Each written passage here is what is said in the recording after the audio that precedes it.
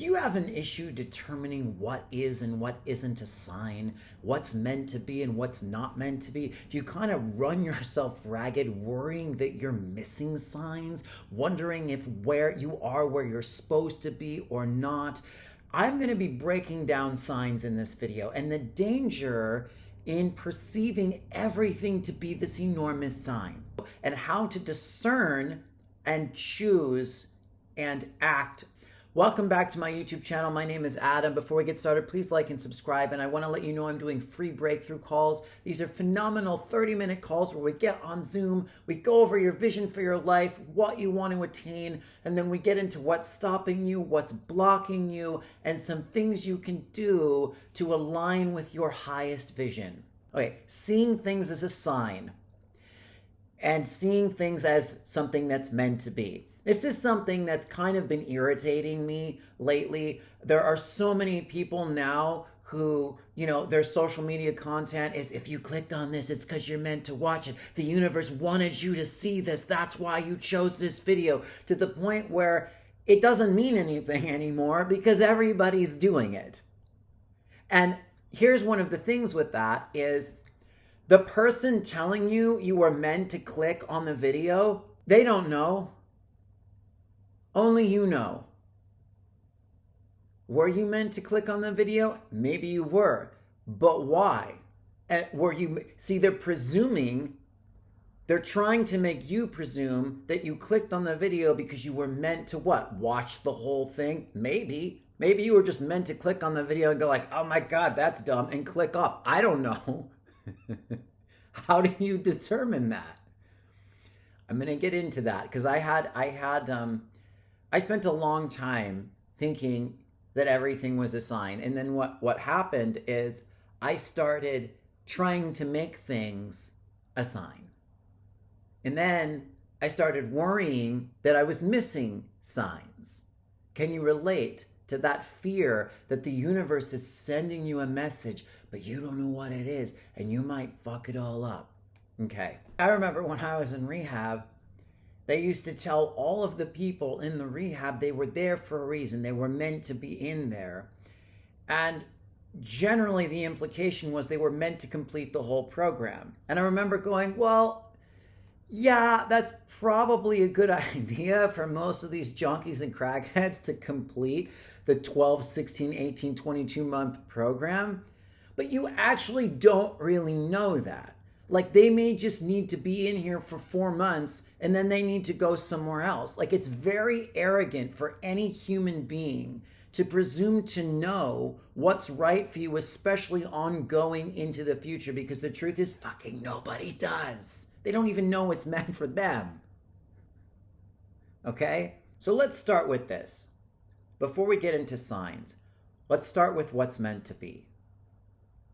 What does it mean for something to be meant to be? I don't even know that there's an answer to that, because fundamentally we assign meaning, whatever meaning we want, to what's being projected in front of us. There's no inherent meaning to any of it. We get to make it up. We get to decide what it means. Now, you could say that anything that's being reflected back to you that you're seeing is meant to be there. Yes, it's meant to be there because it's there. Why is it meant to be there? You don't know. Sometimes there are deeper meanings to things, yes. Sometimes your higher self has a very strong message for you in terms of where it wants you to go or what it wants you to do. But the first thing to do is to get rid of the belief that you can do it wrong. Because a lot of why we're so attached and addicted to like what's meant to be is we want like an outlined blueprint, step by step, like action plan for every single thing we're supposed to do in our life because we want to get it right. Who wants to get it right? You can't get it right and you can't get it wrong. And your higher self knows that. You can get it love, or you can get it more love, or you can get it out of sync with love. Spending your life out of sync with love kind of sucks a lot more than being in sync with love, but it's not wrong. You just spent your life out of sync with love and it didn't feel that great, but you can change that at any time by realizing that you are love and coming more back into love. And then you can look at your past and imbue that with love, no matter how awful it was, and then it becomes love too. And then all of that now has a reason and a value that you just made up in the moment. So ultimately, there kind of isn't really a meant to be other than what you make meant to be. You're meant to be happy. You're meant to be joyful. You're meant to be enthusiastic, but you're not meant to be that all the time either, because it's life. You're meant to experience everything however you want. You're meant to create your own experience in each moment. Now that said, sometimes there are forks in the road. There are, and there is a way that your higher self wants you to go.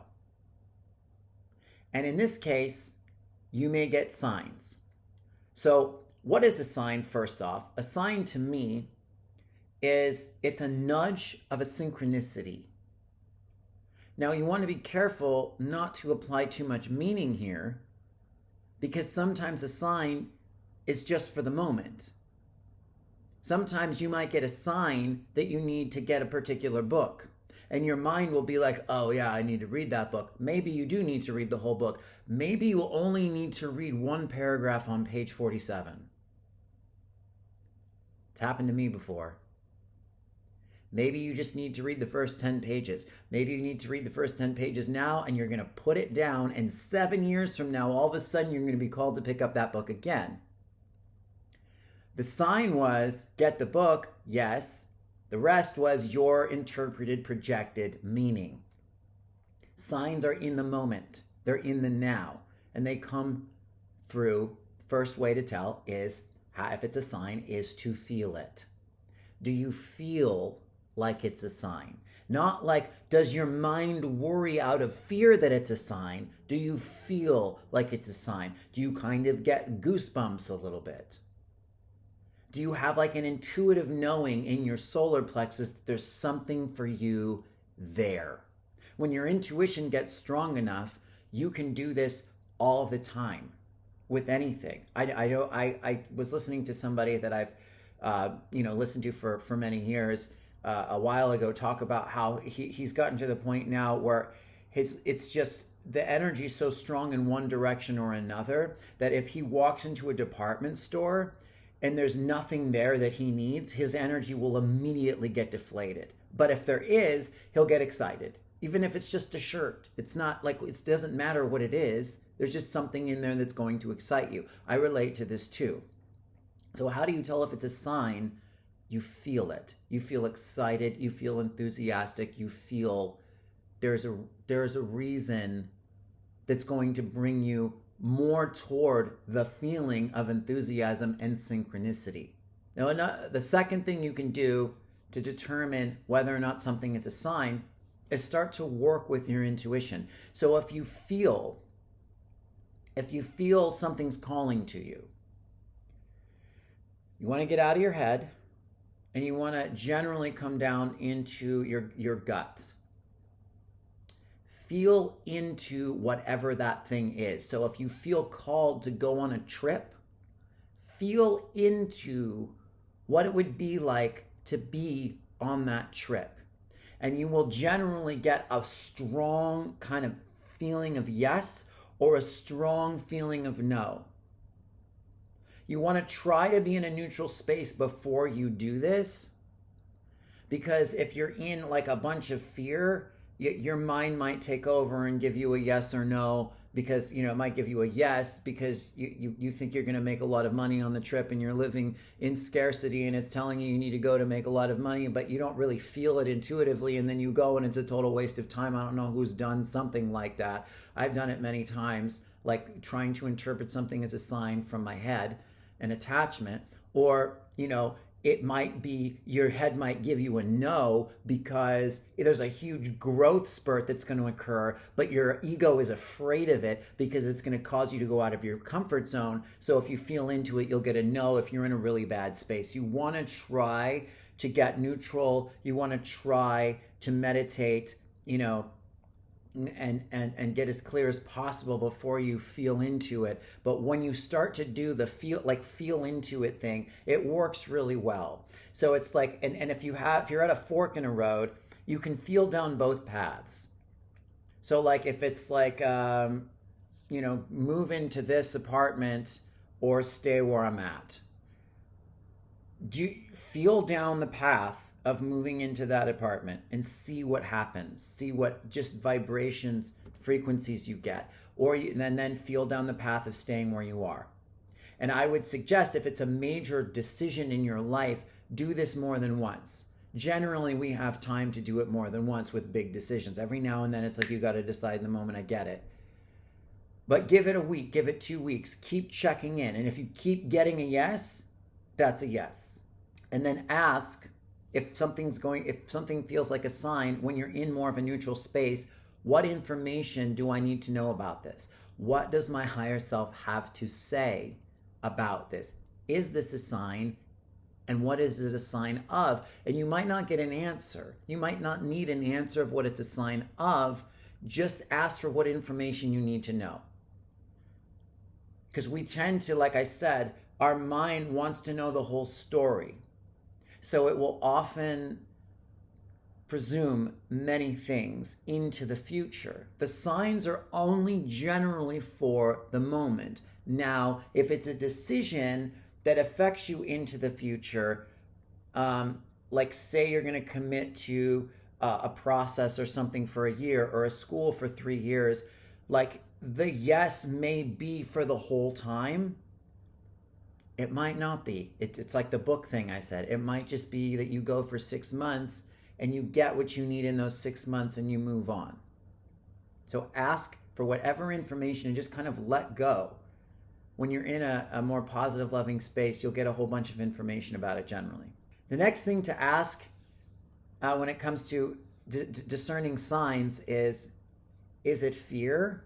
Is it fear that it's coming from, or is it coming from love? And you can literally ask that.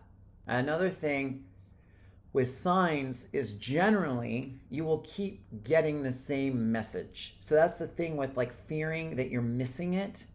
It generally comes around again and again and again.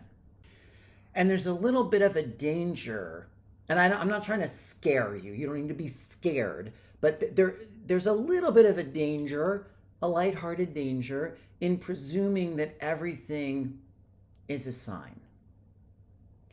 Because you start to assign deep-seated meanings, a lot of times based in trauma, that aren't necessarily what's going on. And ultimately, because it's all what you make it up to be, if you assign a deep-seated story as to why something happened or didn't happen that involves some level of self-punishment because you fucked up, which is usually what we do, we will carry that imprint into the future and then just keep creating that. So if you miss something, or you believe you missed something, know that you didn't, and let yourself off the hook for it, because ultimately signs come down to synchronicity, positive synchronicity or negative synchronicity, which has to do with whether or not in the moment you're in a loving space or a fearful space.